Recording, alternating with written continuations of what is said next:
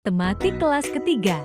Tema 3, benda di sekitarku subtema 3, perubahan wujud pembelajaran 4. Assalamualaikum warahmatullahi wabarakatuh. Selamat pagi adik-adik. Gimana kabarnya hari ini? Sehat?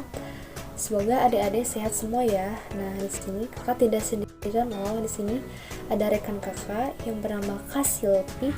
Halo adik-adik, perkenalkan nama kakak Silvi Nurhalifa. Nah, di sini kakak akan menyampaikan materi tentang perubahan wujud benda. Nah, sebelum lanjut ke pembelajaran, kita siapkan dulu ya alat tulisnya dan jangan lupa baca doa dulu ya adik-adik. A few moments later. Nah adik-adik, perhatikan video berikut ini.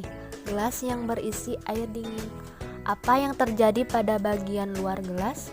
Apa yang menyebabkan hal itu terjadi? Nah, jadi adik-adik pernah mengamati ketika minum es, di luar gelas itu biasanya basah ya adik-adik. Nah, ini peristiwa namanya adalah mengembun. Bukan berarti air di dalam gelas itu menembus keluar gelas adik-adik. Peristiwa ini dinamakan mengembun. Apa itu mengembun? Jadi adik-adik, mengembun adalah proses perubahan wujud dari gas menjadi cair.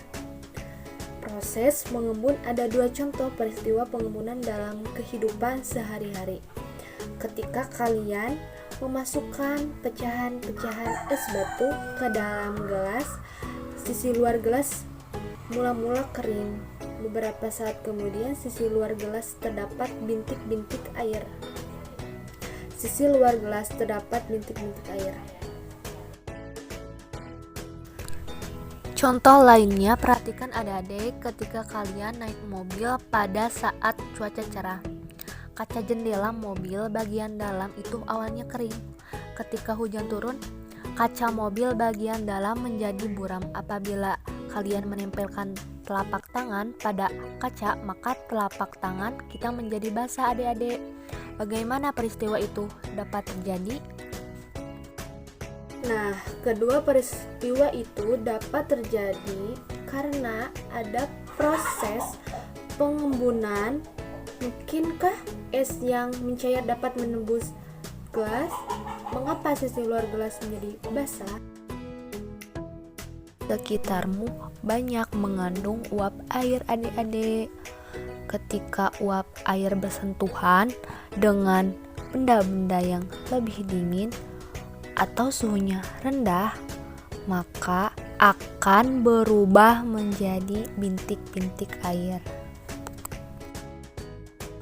Ya, jadi tidak kok air di dalam gelas menembus keluar gelas, tidak, tapi di luar gelas itu ada udara. Nah, udara yang bersentuhan dengan benda yang dingin atau suhunya yang rendah itu akan berubah menjadi bintik-bintik air.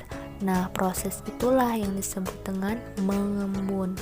Jadi, tetesan-tetesan air di sisi luar gelas bukan berasal dari dalam gelas, akan tetapi tetesan-tetesan air berasal dari uapan air di sekitarnya.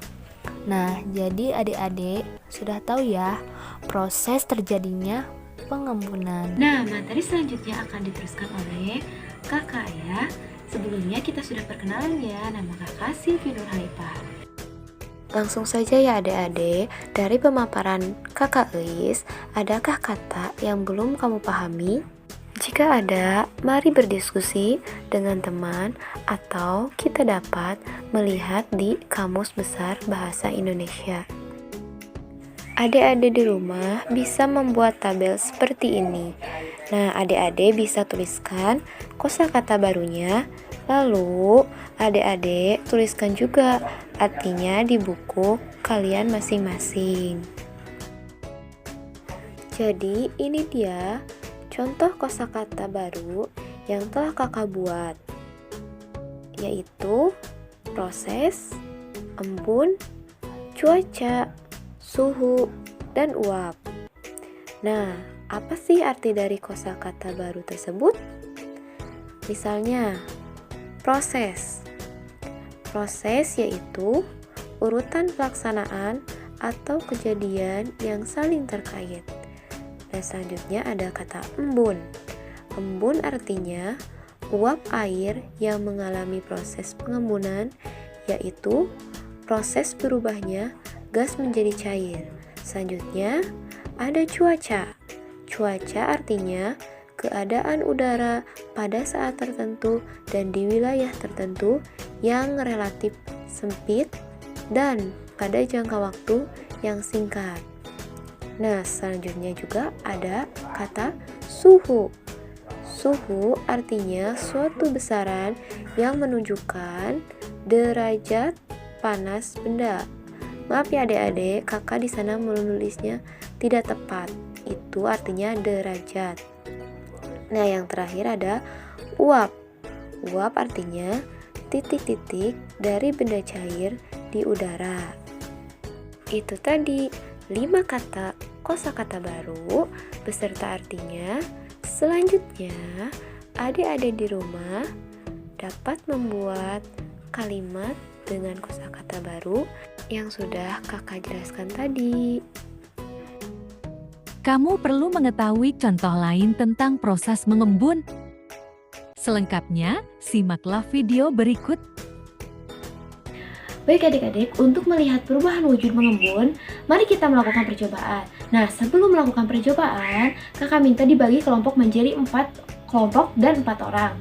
Atau menyesuaikan saja ya. Nah, yang pertama siapkan gelas. Yang kedua ada tutup gelas. Dan yang ketiga ada air hangat. Nah, sekarang masukkan air hangat ke dalam gelas. Setelah itu, mari kita tutup dengan tutup gelas.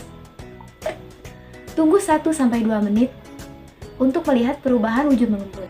A few moments later. Nah, jadi ini adalah hasil dari percobaan tadi ya adik-adik. Silakan perhatikan baik-baik.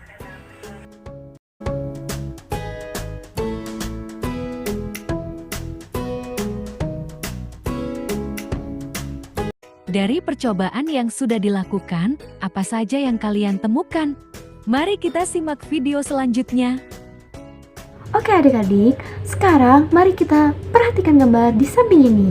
Nah, gambar di samping ini menunjukkan adanya titik-titik putih di permukaan tutup gelas. Nah, ini menunjukkan bahwa terjadi proses pengembunan. Nah, proses pengembunan bukan berarti adanya air yang ada di dalam naik ke atas, melainkan adanya uap di dalam gelas sehingga menimbulkan titik-titik putih di tutup gelas tersebut. Oke adik-adik, karena tadi kita telah melakukan percobaan, sekarang kita menuliskan hasil pengamatan dari percobaan tersebut. Nah, apa aja yang kalian temui dari percobaan yang telah kita lakukan? Selanjutnya, mari kita mengisi tabel di samping ini.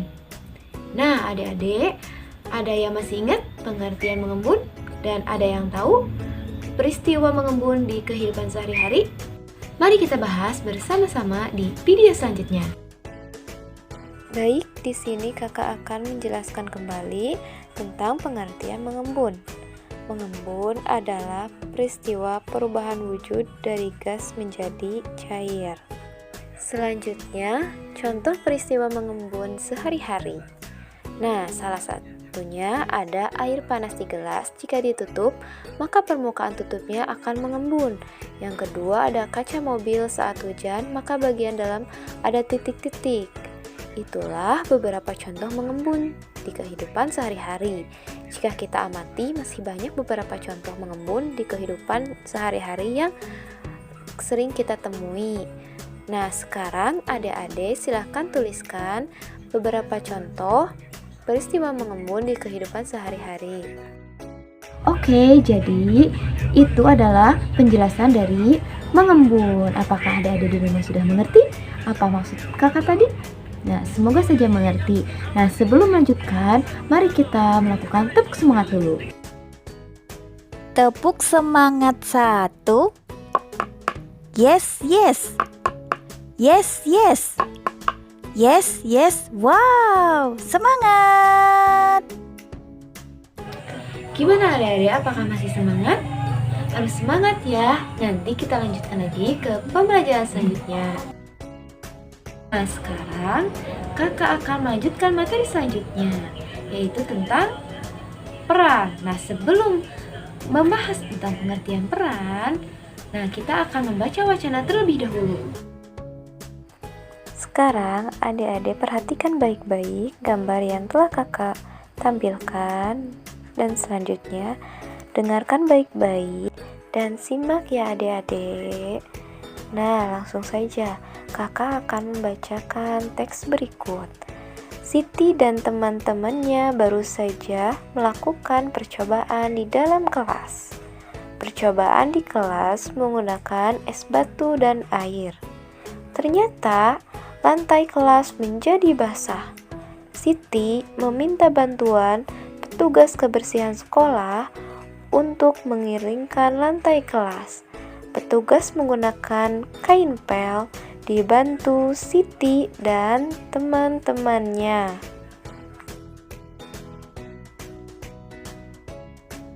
Selanjutnya, kakak akan menjelaskan terlebih dahulu tentang apa itu peran. Nah, disimak baik-baik ya adik-adik videonya. Jadi, peran merupakan aspek dinamis kedudukan. Ketika seseorang melaksanakan hak dan kewajibannya sesuai dengan kedudukannya, maka orang tersebut telah menjalankan suatu peranan. Peranan dan kedudukan saling tergantung satu sama lain. Tidak ada peranan tanpa kedudukan, demikian pula tidak ada kedudukan tanpa peranan. Nah, jadi itulah pengertian singkat dari peran. Apakah adik-adik di rumah sudah paham? Kakak harap adik-adik di rumah memahami apa yang diucapkan oleh kakak tadi. Nah, setelah menyimak penjelasan tentang peran, apa saja sih peran-peran yang ada di lingkungan sekolah? Coba perhatikan baik-baik gambar di samping ini. Nah, ada yang tahu itu gambar apa? Yaps, betul sekali. Itu adalah gambar guru. Nah, jadi gambar itu berperan sebagai guru. Dan adik-adik tahu tugas seorang guru itu apa? Perlu adik ketahui, peran guru itu tidak hanya mengajarkan materi di kelas, melainkan yang pertama, mendidik, yang kedua, mengarahkan, yang ketiga, melatih, yang keempat, memotivasi. Nah, sebenarnya masih banyak lagi tugas seorang guru, namun kakak hanya menyebutkan 4 saja ya adik-adik. Oke, selanjutnya peran yang ada di sekolah yaitu petugas kebersihan. Adik-adik tahu petugas kebersihan? Ya, tugasnya membersihkan area sekolah. Misalkan di dalam kelas terdapat sampah. Nah, petugas kebersihan ini bertugas membersihkan apapun yang kotor di area sekolah. Begitu adik-adik. Dari penjelasan dan beberapa contoh tentang peran yang sudah kakak sampaikan, dapat kita simpulkan bahwa setiap orang memiliki perannya masing-masing. Nah, jadi kita semua harus saling menghormati setiap peran yang ada di lingkungan sekolah maupun di luar sekolah. Setelah memahami apa penjelasan dari peran dan contohnya, sekarang adik-adik di rumah isi tabel berikut tentang apa saja peran yang ada di lingkungan sekolah dan tugasnya. Oke adik-adik, selanjutnya kita akan bahas tentang sepak bola. Nah, kakak akan mengulas sedikit tentang apa saja peran-peran yang ada di permainan sepak bola dan tugasnya ya. Jadi, secara umum posisi pemain sepak bola itu ada 4. Yang pertama, penjaga gawang. bertugas untuk menjaga gawangnya agar tim lawan tidak memasukkan bola ke dalam gawang. Yang kedua ada pemain bertahan atau bisa disebut juga back. Jumlah back masing-masing tim tergantung formasi sepak bola yang dimainkan. Yang ketiga ada pemain tengah, bertugas untuk menghalau serangan lawan sebelum berhadapan dengan back. Dan yang terakhir ada pemain depan atau bisa disebut juga penyerang. Nah, ini bertugas untuk mencetak gol dari setiap peluang yang ada. Nah, itu dia penjelasan tentang peran-peran yang ada di permainan sepak bola. Oke adik-adik di rumah, selanjutnya kita akan melakukan kegiatan Tembaklah Aku. Kegiatan ini dimulai dengan membentuk lingkaran seperti gambar ini ya adik-adik. Bagaimana ya cara bermain Tembaklah Aku? Nah, jadi cara bermainnya yaitu dua orang siswa berada di tengah lingkaran. Siswa yang membentuk lingkaran berlari searah atau berlawanan arah jarum jam. Siswa yang berada di tengah ini berusaha menembak atau menendang bola. Nah, selanjutnya tendangan itu diarahkan ke siswa yang berlari. Selanjutnya, siswa yang terkena bola pada bagian lutut dan ganti berjaga di tengah lingkaran. Bola ditendang setelah mendengar bunyi peluit dari guru. Gunakan bola plastik untuk permainan ini. Nah, jadi itulah cara permainan Tembaklah Aku.